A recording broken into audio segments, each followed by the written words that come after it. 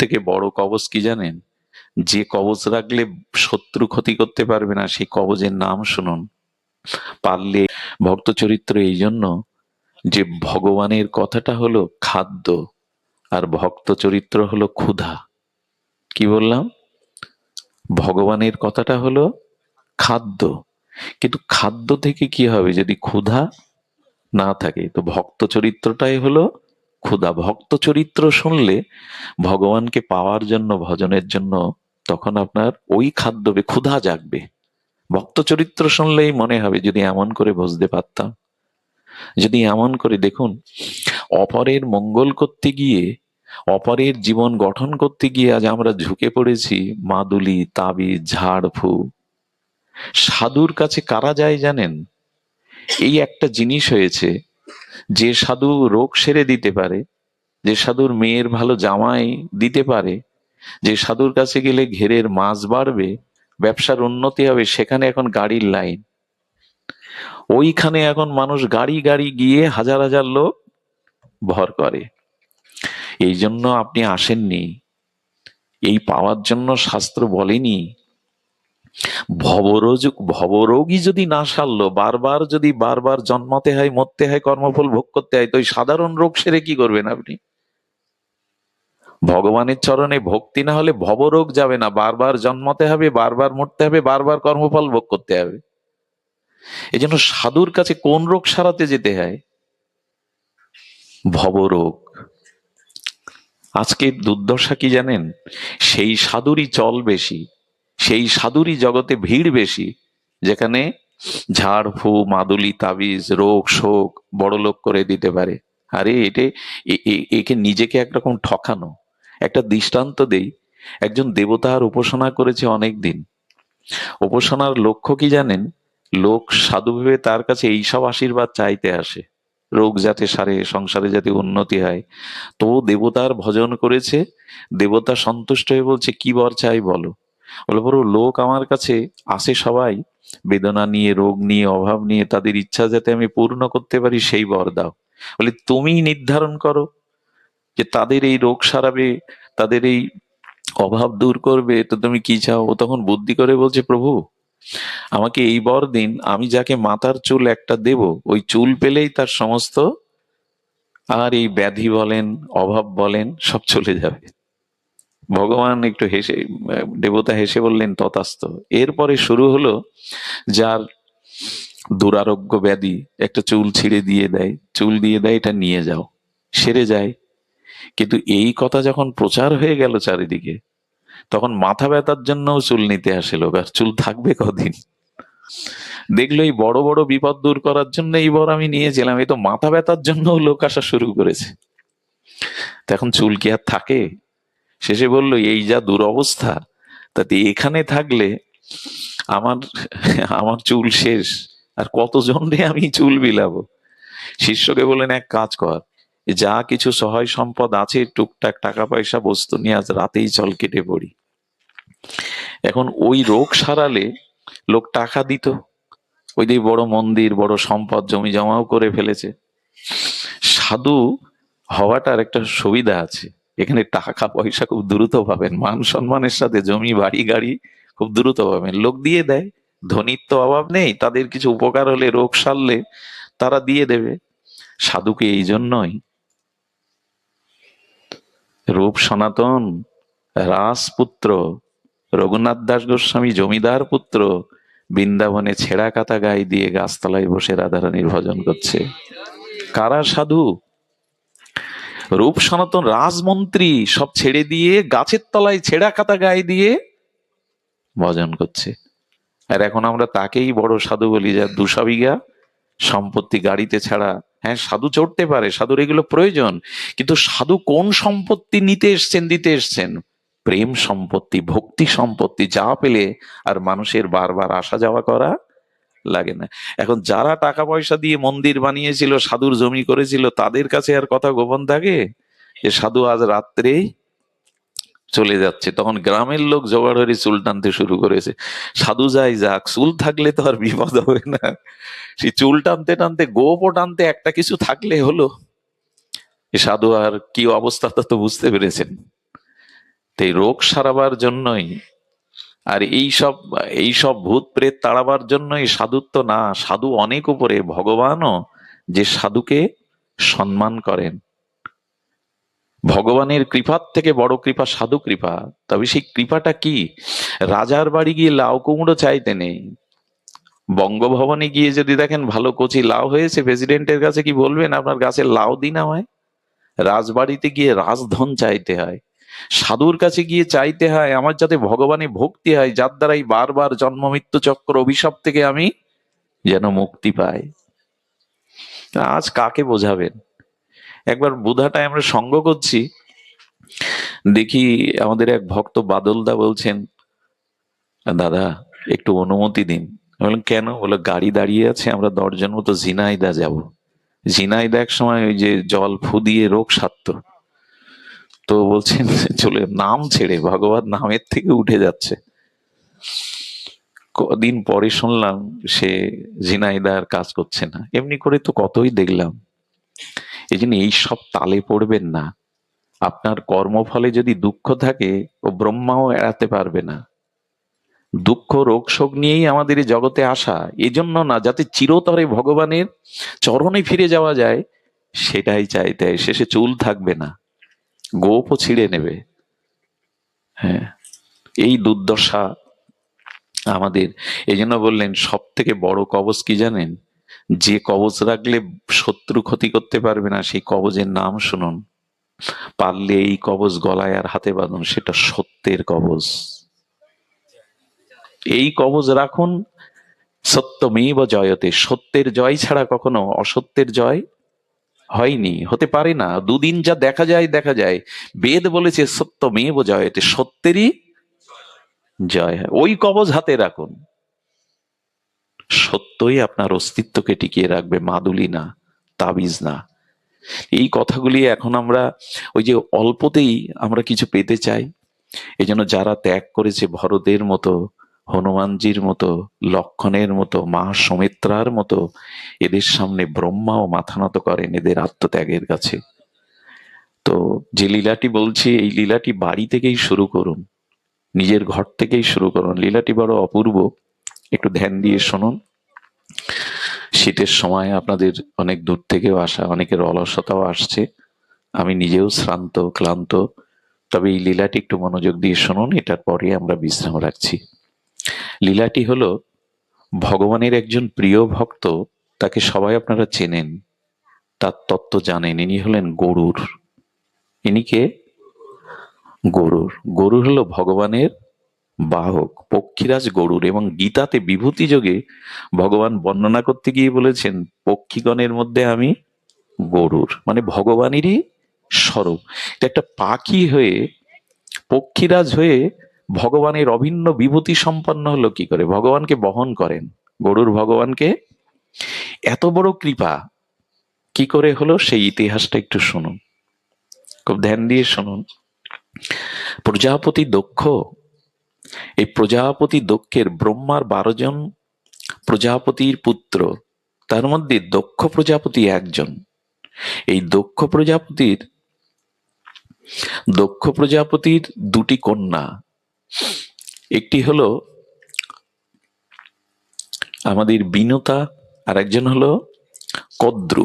কদ্রু এবং বিনিতা, এই 2জন কন্যা। কিন্তু এই কন্যা কার হাতে সম্প্রদান করবেন? দক্ষ প্রজাপতির কন্যা বিনিতা এবং কদ্রু, এদের কার হাতে অর্পণ করবেন? খুঁজতে খুঁজতে কশ্যপ কশ্যপ ঋষি কশ্যপকে পেয়ে গেলেন। ঋষি কশ্যপ যুগ যুগান্তর কল্পব্যাপী তপস্যা করছেন। দেখুন, দক্ষ প্রজাপতি নিজের কন্যাকে বিবাহ দিবেন, রাজাকে খুঁজতে পারতেন, ধনীকে খুঁজতে পারতেন, কিন্তু নির্ণয় করলেন তপস্বী সাধুকে। আজ আমাদের সমাজেও এরকম একটা অবস্থা, ছেলে কি চাকরি করে, কত টাকা আয় করে, এর উপরে নির্ভর করে কন্যা দেওয়ার পরে 2 মাস যেতে পারে না, চোখের জল ফেলতে শুরু করে, অন্তর জ্বালা শুরু হয়, দহন শুরু হয়, শেষে ঘরও ছাড়াছাড়ি হয়ে যায়। দয়া করে একটি কন্যাকে সম্প্রদানের পূর্বশর্ত হলো কতটা মানবিক মনুষ্যত্ব গুণাবলী তার মধ্যে আছে। আর এটা মাপতে গেলে দেখতে হবে কতটা তার ভিতরে ভগবত ভজন, কতটা আদর্শিক ধর্মকে সে চরিত্রে মূর্ত করতে পেরেছে। কিন্তু ধার্মিক সন্তানদের, ধার্মিক ছেলেদের এখন তাদেরকেই 12টা বেজে গেছে। আমাদের ধর্মে কোনো যুবক যদি ধর্মকর্ম করতে শুরু করে, প্রসাদ পেতে শুরু করে, মালা তিলক নিতে শুরু করে, তো একটা উপাধি দিয়ে দেয়, ওর 12 বেজে গেছে। অন্য ধর্মের দিকে তাকিয়ে দেখুন, তাদের ছোটবেলা থেকে কেউ যখন ধর্মকর্ম করে তখন তাদেরকে শ্রেষ্ঠ মানা হয়, সম্মান দেওয়া হয় সমাজে। আর আমাদের কোনো যুবক যদি একটু এগিয়েছে তো ওর 12 বেজে গেছে। এখানে একজনও যুবক নাই। এখানে এখন ওরা মোবাইলে, নেটে, রাস্তার ধারে, ক্যারামে ওখানে আছে, কারণ ওদের আমরা গড়তে পারিনি। পারিবারিক আদর্শ, ধর্মীয় অনুভূতি এখানে একজনও নাই। কি হবে? এই যে মেরুদণ্ড যার ভাঙা, সে সোজা হয়ে দাঁড়াতে পারবে না। যে জাতির যুবক যুবতীরা আদর্শ ধর্মমুখী নয়, এই জন্য তারা বিশ্ববিদ্যালয়ে পড়েও নষ্ট হয়, কলেজে পড়েও অন্য ধর্মে চলে যায়, আর কোডে উঠে বাবা মাকে অভিশাপ দিতে দিতে যায়, ওই ধর্মে আমি আর যাব না, ওই বাবা মা আমি চিনি না। এদের এই দুর্দশা হবে না তো কাদের হবে? এরা সন্তানদেরকে বিশ্ববিদ্যালয়ে পাঠিয়েছে, কিন্তু নৈতিক চরিত্র গঠনের জন্য ধর্মচর্চা বাড়িতে করেনি। গীতা ভগবত এদের কাছে সাবজেক্ট না। এদের এই দুর্দশা ছাড়া কাদের হবে? এই জন্য একজন পাত্রের, আরে 10 তলায় যদি নেশা করে এসে লাথি দিয়ে বলে দরজা খোল, তো ওই সুখের কি দরকার আপনার? ওই কোটিপতির কি দরকার? এই জন্য পাত্র নির্বাচনে প্রথমে আদর্শটাকেই দেখতে হয়। আর মেয়েদের বেলায় দেখতে হয় তার মাতৃকুলকে, তার মাতৃ পরম্পরাটা কেমন। বিবাহ যদি কারো জীবনে ভুল হয়, তাহলে আর ওজাগিরি করার যাওয়া থাকবে না। যেমন মাথায় যদি সর্পাঘাত করে বিষাক্ত সাপ, মাথার তালুতে যদি সোল দেয়, বাদন দেবেন কোথায়? ওজাগিরি করবেন কোথায়? বিবাহ যার জীবনে ভুল, তার সব শেষ। এই জন্য এই জায়গাটা খুব, কিন্তু আমাদের ধর্ম চর্চা তো আজ নাই। আমরা শিখেছি ডিগ্রি আর কত টাকা আয় করে। কশ্যপের হাতে দিয়ে দিলেন কদ্র এবং বিনীতাকে। কশ্যপ তপস্বী, বরণ করলেন বটে, গ্রহণ করলেন বটে, কিন্তু তার ভিতরে তুই জগতের লালসা, ভোগ সুখ নাই। কশ্যপ ঋষিকে সেবা করলেন কদ্রু আর বিনুতা, 100 বৎসরের অধিক এইভাবে সেবা করলেন।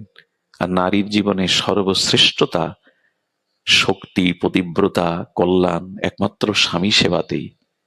শুনুন, মেয়েরা ব্রত করুক, তীর্থে যাক, দান ধ্যান করুক, কিন্তু যদি পতিব্রতা না হয়, পতি সেবা পরায়ণ না হয়, তবে অনেকের যুক্তি স্বামী ভালো না, স্বামী মনের মতো না, তো সে একদিকে আমি কি তার প্রতি ভালো ব্যবহার করব? আমি আমার এই ক্ষুদ্র জীবনে দেখেছি সতী নারী, তারা কি করে জানেন? অনেক মদ্যম, মাতাল, অসুর, রাক্ষসকেও তারা সাধু করে তুলতে পারে। এই এই এই সেবা, এই শুশ্রূষা ক্ষমতাটা নারীর আছে। আমি আমার জীবনে আমি দেখেছি, পাশে দেখেছি যে সতী নারীর এমন ক্ষমতা, সে একটা অসুরকেও, মাতালকেও সাধু করে দিতে পারে। তবে কশ্যপ একটা কথা বলেছেন, মায়েরা অপরাধ নিয়েন না, বলছেন নারীদের মুখটা শরতের পদ্মের মতো শোভিত পায়। ওই মুখ দেখেই তো মানুষ মোহগ্রস্ত হয়। তো বলছেন, কশ্যপ বলছেন, মেয়েদের, মায়েদের মুখটা পদ্মের মতো, তবে শরতের পদ্ম আরো মধুময়, আরো সুন্দর। আর নারীর কণ্ঠস্বর, এটা যেন কর্ণে অমৃত বর্ষণ করে। ওই কণ্ঠেই কত মানুষ শেষ হচ্ছে, যন্ত্রের মাধ্যমে একটু কণ্ঠ শুনেই শেষ, তার অস্তিত্ব বিলীন। তাদের কণ্ঠটা মনে হয় কর্ণে অমৃত ঢালে। কিন্তু কিছু মনে করো না মা, ব্রহ্মা বলছেন তাদের হৃদয়টা ধালোয়ার তলোয়ারের মতো, ওরা সবকিছু কেটে খান খান করে দিতে পারে। সন্তান স্বামীকে হত্যা করতেও ওদের হৃদয়ের তলোয়ার বাঁধবে না। ব্রহ্মা বলছেন কি, দেখো জগৎ, কশ্যপ ঋষি বলছেন, ব্রহ্মাকে প্রশ্ন করা হলো, আপনি যে মায়েদের সৃষ্টি করেছেন, মুখটা শরতের পদ্মের মতো, কণ্ঠটা অমৃত সুধা ঢালে কানে, তার হৃদয়টা তলোয়ারের মতো করেছেন কেন? তো ব্রহ্মা বলছেন, দেখো, আমি সৃষ্টি করেছি, অথচ মেয়েদের হৃদয়, মায়েদের হৃদয় আমিও খোঁজ রাখি না। ব্রহ্মারও অজানা মেয়েদের হৃদয়ের কথা। পুরুষের ভাগ্য আর নারীর মন, এ দুটো ব্রহ্মাও ঠিক ঠিক, আপনি আমি কি জানবো। তো ওই ঋষি বিবাহ করলেন বটে, কিন্তু ওনার মোহ নাই। ওদের সেবা দেখে বললেন, আমি সন্তুষ্ট হয়েছি, আমি 1000 বছর তপস্যা করেছি, আমার কাছে তোমরা যা প্রার্থনা করবে আমি তোমাদের ইচ্ছা পূর্ণ করবো, চাও। চাইতে কি হয় এটাও জানতে হয়। সাধু সঙ্গ না করলে, ভাগবত স্মৃতি না থাকলে আমরা ওই যে রাজার বাড়ি গিয়ে লাউ চেয়ে বসবো। কি চাইতে হয় এটাও জানতে হয়। কদ্র কি চাইলো জানেন? নারীর জীবনে সব থেকে বড় প্রতিহিংসা যদি অন্য নারীকে সহ্য না করতে পারা। নিজের আপন বোনও যদি সুখে থাকে, আর এক বোন যদি সুখে না থাকে, তার প্রতিও তার হিংসা হয়। নারীর এই প্রতিহিংসা পরায়ণতা সব থেকে বেশি ছাড়িয়ে গেছে অন্যদের। কদ্রু ভাবলো, আমি বিনতাকে পরাস্ত করব। এই জন্য ও আগে বর চাইতে গিয়ে বলল, আমি সহস্র নাগ পুত্রের জননী হতে চাই। কি পুত্রের? নাগ পুত্রের জননীর। সহস্র 100টা ডিম্ব দিলেন তপস্যার দ্বারায়। এইটাকে এইটাকে প্রতিপালন করতে রাখো, এর থেকে সহস্র নাগ পুত্রের তুমি জননী হবে। বিনতাকে বলছেন, তোমার কি চাই? তুমি যা চাইবে দিতে পারি। বললেন, আমি 1000 না, 2টি পুত্র চাই।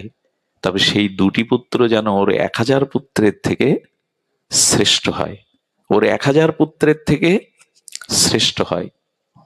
ধ্যান দিয়ে শুনুন, এগুলো কাহিনী না।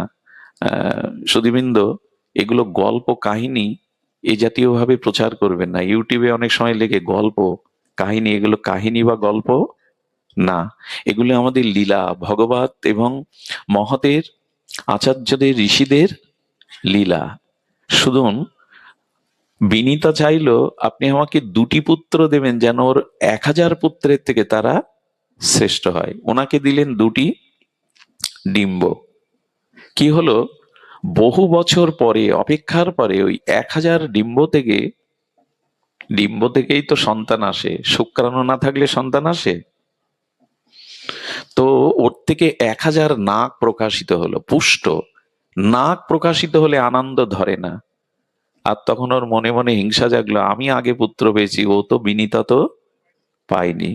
এই যে বললাম নারীদের প্রতিহিংসা পরায়ণতা বেশি, বললো আমার সতীনের, সে 1000 পুত্র পেয়ে গেল, আমি এখনো একটা পেলেন না। ধৈর্য হারা হয়ে একটা ডিম উনি নখ দিয়ে যখন উন্মুক্ত করলেন, তখন ওর মধ্যে দেখলেন ওপরের অংশটা পরিপুষ্ট, হৃষ্ট পুষ্ট প্রকাশিত, কিন্তু নিচের অংশটা পুষ্টতা পায়নি, অপ্রকাশিত। এর নাম অরুর। এই অরুর অভিশাপ দিলেন, একটু ধৈর্য ধরতে পারলে না? একটু অপেক্ষা করতে পারলে না? আমাকে অর্ধেক অংশ অপুষ্ট রেখেই আমাকে জগতে প্রকাশ করলে সতীনের প্রতি হিংসার দ্বারা। তবে জেনে রাখো, যার প্রতি হিংসার দ্বারা আমাকে অপুষ্ট করে আমার অর্ধেক অঙ্গ বিকালাঙ্গ করে জগতে আনলে, ওই সতীনের কাছে তোমাকে দাসত্ব করতে হবে 500 বছর। তবে হ্যাঁ, যেহেতু তুমি মা, পরের ডিমটা এইভাবে ভেঙো না, ওর থেকে যে বেরোবে সেই তোমার এই দাসত্ব থেকে মুক্তি দিয়ে ভগবত চরণ পাইয়ে দেবে, সেই তোমার এই চরণ পাইয়ে দেবে। তবে অপেক্ষা করো। এক্ষেত্রে একটা কথা কিন্তু আমি আপনাদের হাত জোড় করে বলছি, যাদের শোনার কথা তারা এখানে নেই, তো কাদের বলবো? সেটা হলো, একটা ডিম্ব অসময়ে নিজের স্বার্থের জন্য কিছুটা নষ্ট করলো বলে এরকম ঋষির বিনীতাকে 500 বছরের দাসী হওয়ার অভিশাপ পেতে হলো। আর যারা গর্ভস্থ ভ্রূণ হত্যা করে গর্ভে, তাদের কি হয়? কয়েকটি মহাপাপের মধ্যে অন্যতম পাপ হলো গর্ভস্থ ভ্রূণ হত্যা করা। এটা এখন আইনও নিষেধ করছে। কিন্তু এতে জেনে রাখুন, যারা গর্ভস্থ ভ্রূণ হত্যা করে, তাদের গর্ভের কোনো সন্তানের দ্বারা পিতৃপুরুষের শ্রাদ্ধ তর্পণ হয় না, এবং ওই অভিশাপে তার জীবনও অভিশপ্তময় উঠবে।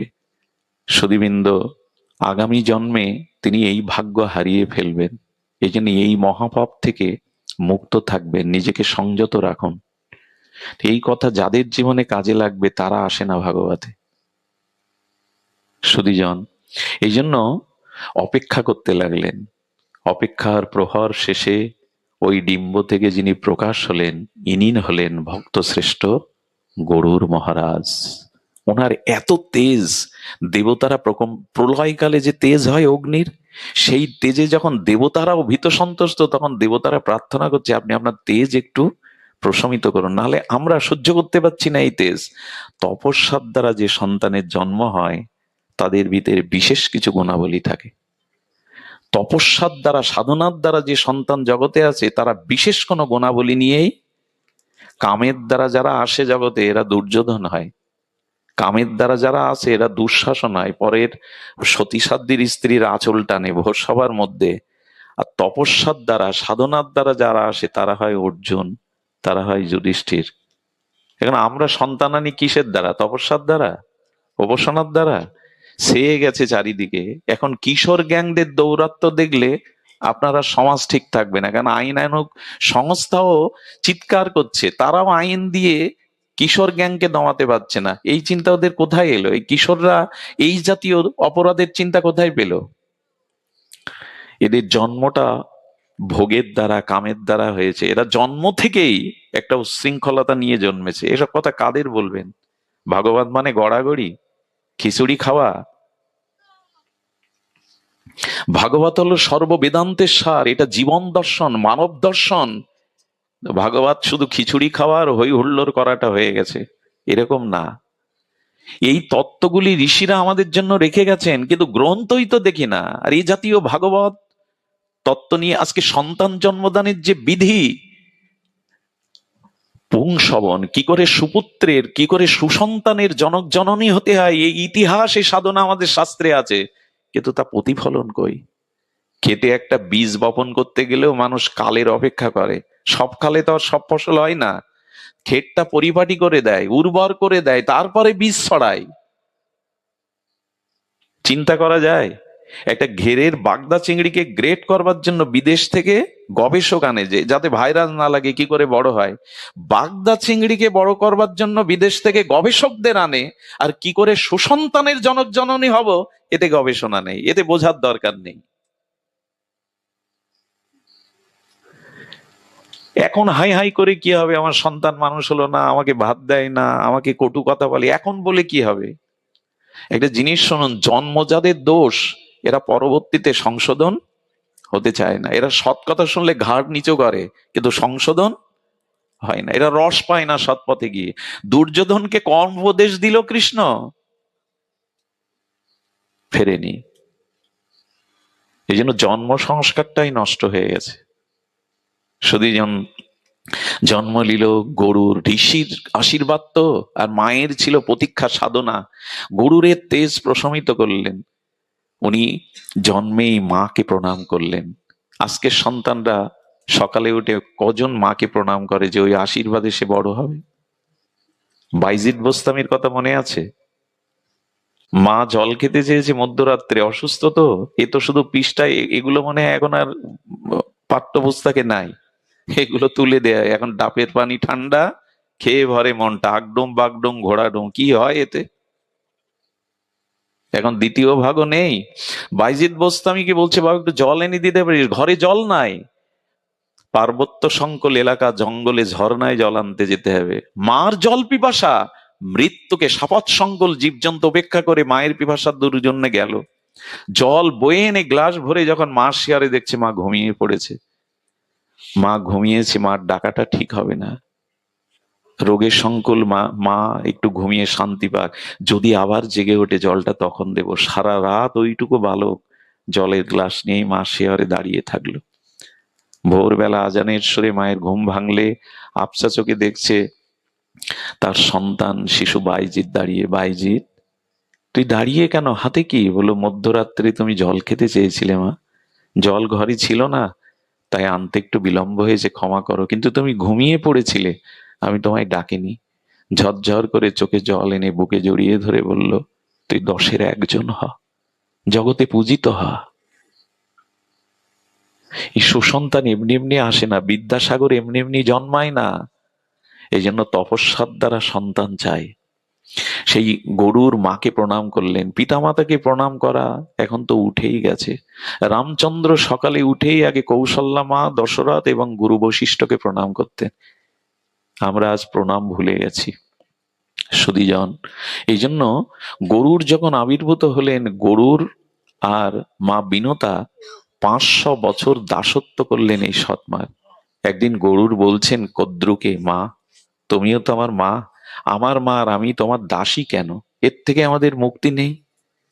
তখন বলল, মার কাছে বিনীতা বলল, দেখ তোর যে ভাই অস্পুষ্ট ছিল, সে সূর্যের রথের সারথি হয়েছে।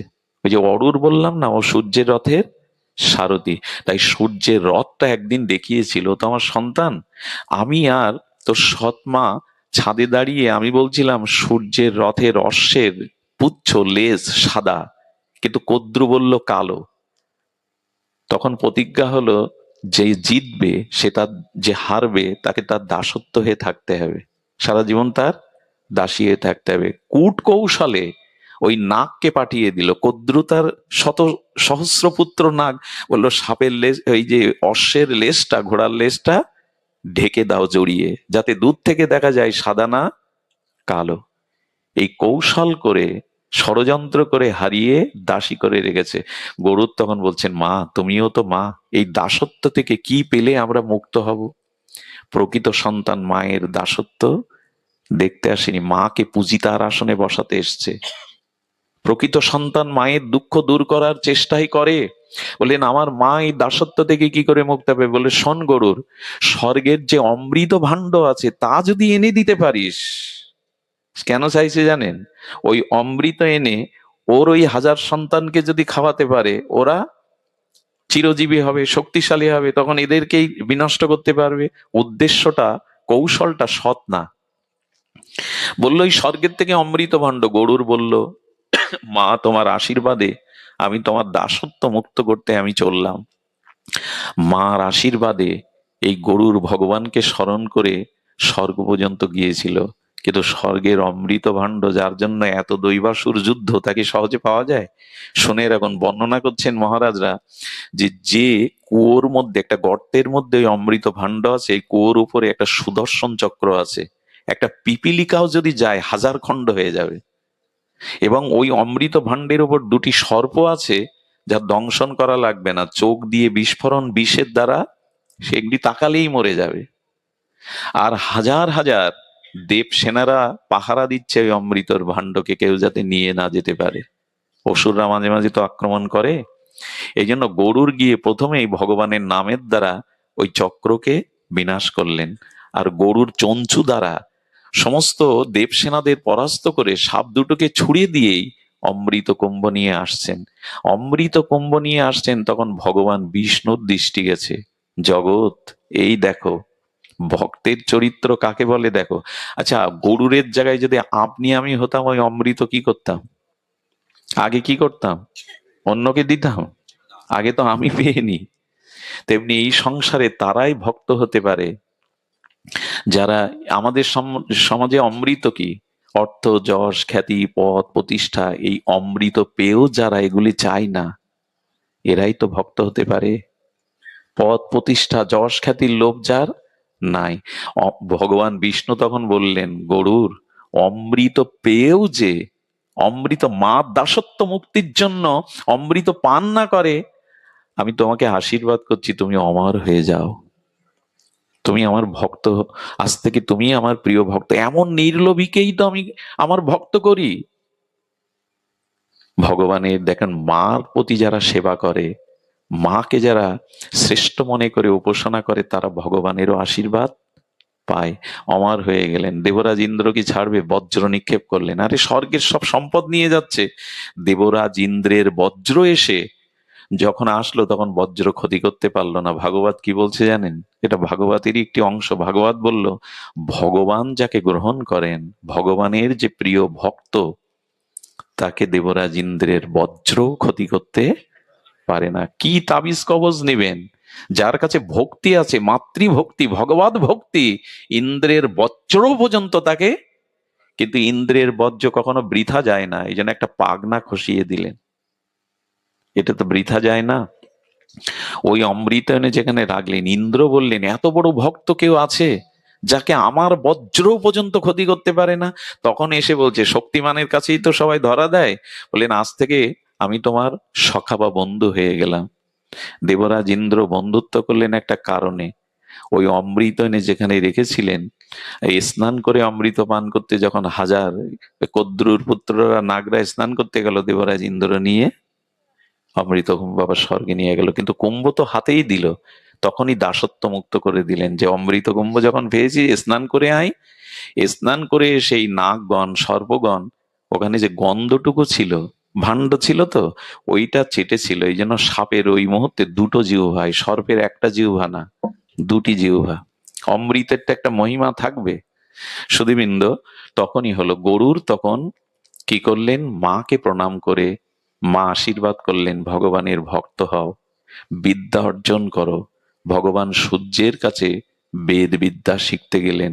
সূর্য বললেন তোমার বেদ বিদ্যা শেখা লাগবে না, তুমি মাতৃভক্ত, তোমাকে আমি বৈদিক জ্ঞান আশীর্বাদ করলাম। তুমি যখন ভগবানকে নিয়ে উড়বে, তখন তোমার পাক না হতে বেদের সামবেদীয় মন্ত্র গীত হবে, সুরালাপ করবে, যাতে ভগবান আনন্দ পায়। বলার উদ্দেশ্য এই, মাতৃভক্তি যদি কোনো সন্তানের থাকে এবং ভগবত ভক্তি যদি তার সাথে যুক্ত হয়, তবে তিনি ভক্ত শ্রেষ্ঠ, ভগবানের বাহন গরুড়ের মর্যাদা পেয়ে যান। আজ এইটুকুই। আপনাদের মঙ্গল হোক, সকলের কল্যাণ হোক। জয় শ্রী গুরু প্রেমানন্দে গৌর হরি বল। জয় শ্রী রাধা। সতীজন, আমাদের ধনঞ্জয় কিছু এখানে এখানে ঘোষণা দিন।